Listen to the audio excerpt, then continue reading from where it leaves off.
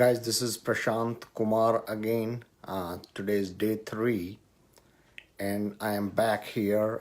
I have taken a 30-day challenge to impart as much knowledge as I can for real estate syndication.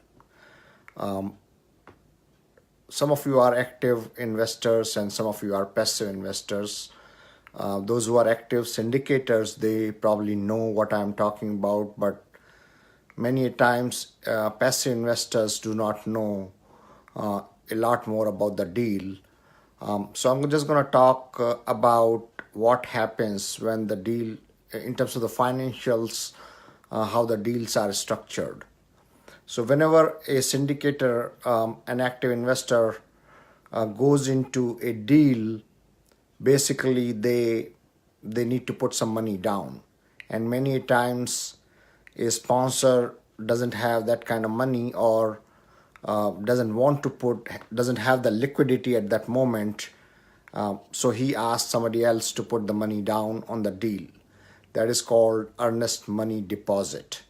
One is earnest money deposit plus the money that is needed to do the due diligence, the study, visits, things like that. So all in all, that money is called at-risk money.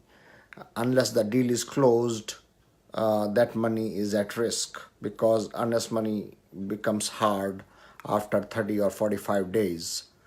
So as far as the type of partners are concerned in a deal, there are 3 different kind of partners.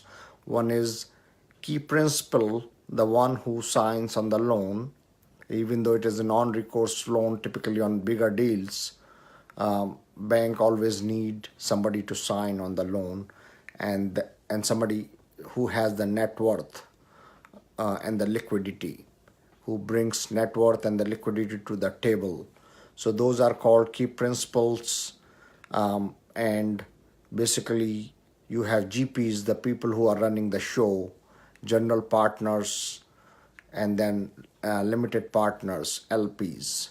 LPs, basically one person can play multiple roles, LP, GP, as well as KP, but it is structured in a way, it is called LP, GP, and KP.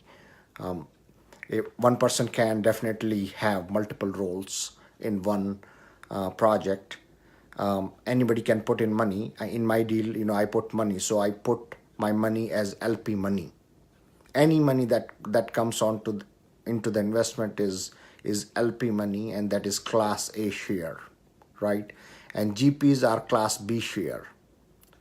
So in a typical syndication, the way it is structured is either 70, 30, 75, 25, or 80-20 between Class A versus Class B.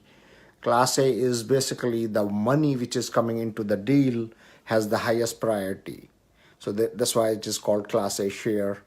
And Class B is the folks who are running the show, who have put together the deal and who are actually managing the asset over a period of time, and who are basically responsible for day-to-day operations of the deal until everybody exit out of the deal, right?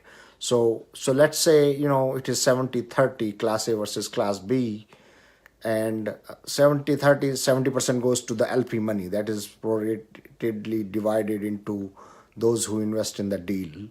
But let's talk about the GP portion, which is 30% in this example.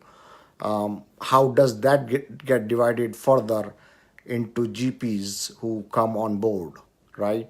So GP, let's say, you have earnest money. So that 30% gets divided into folks who have put in the earnest money onto the deal, at-risk money, those who have sourced the deal, those who are bringing the net worth and liquidity to the deal, and those who are going to run the deal over a period of time, right? So all in all, basically the GP money is divided into multiple fashions, multiple pie. GP pie is a bigger pie. Let's consider 100%. And typically, Those who are putting the earnest money, the at-risk money, they get anywhere from 10 to 20%. It all depends on the deal, how hairy the deal is. If the deal is very hairy, that percentage goes up to 20-25%, because in a $25 million deal, let's say, if the earnest money deposit is 250,000, that's a lot of money. So they get those who put that kind of money, they get chunk of GP portion. So it will be from anywhere from 10 to 20 or even 25%, right? The KP, the bank needs a KP who brings net worth of the amount of loan at least, and amount of loan, and basically and some liquidity, 10%, approximately 10% of the liquidity. That 10%, basically that KP gets approximately anywhere from 5 to 15%. Again, it depends on your negotiation. So unless the guy who has put in the at-risk money, the guy who's signing on the loan, that's the division. And then now let's say in that $25 million project, the need for capital raise, that 20% or 25% or whatever is 5-6 million, right? Or 7 million. So that money has to come from somewhere. So the money raisers bring that money to the table. And the portion that is allocated for those kind of folks is approximately anywhere from 25 to 35%. So 5 million or 6 million or 7 million raised means 30% of the GP in a project, right? Does it make sense? So at-risk money, loan signer, and the money raising. These three guys have been put into a pie. So let's say 20, 10, and 30. 20, about 60%, and then comes the next person who has brought the deal to the project, to the sponsor who has actually found the deal, or who is executing the deal. During the execution of the deal, it takes a lot of time, 2-3 months, 4 months. They get some GP portion also. Somebody who has sourced the deal, they may get 5 to 10%, and somebody who's actually putting the deal together until the closure, they may get 5 to 10%. So all in all, it is 70-80%, and somebody who's going to manage the construction, if there is some construction involved, or who's going to manage the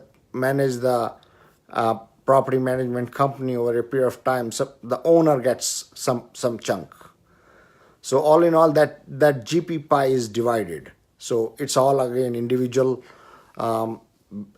deals, but to get a high level picture, that GP 30% is divided among 4 or 5 types. Now one person can be a KP as well as maybe doing the money raising also. Let's say in my deal, many times I am the KP and I raise the money as well. So accordingly, my percentage in the GP pie tends to go higher and higher. So what I'm really trying to say is, as far as the syndication is concerned, there are many ways we can make money. It's not that you have to be a sponsor to make money, right? You can make money just by sourcing a deal. If you are good and if you have contacts with the brokers, you don't have the capacity, you find a good deal, you give that deal to some syndicator, you get the percentage in the GP. So sourcing a deal, you can be part of a big syndication deal. If you have high net worth and liquidity, you can make money that way. If you can raise money for other syndications, you can make money that way. If you are good in putting together the deal until the closure, until the real purchase happens, you can get involved with a syndication team, you can make money that way. If you have a good team who can run a property over a period of time, you can make money that way also. There are many ways basically. If this is at a very high level, I know it is not so clear because it is something that I would draw on a board and talk through. But if you guys have any questions, feel free to reach out to me.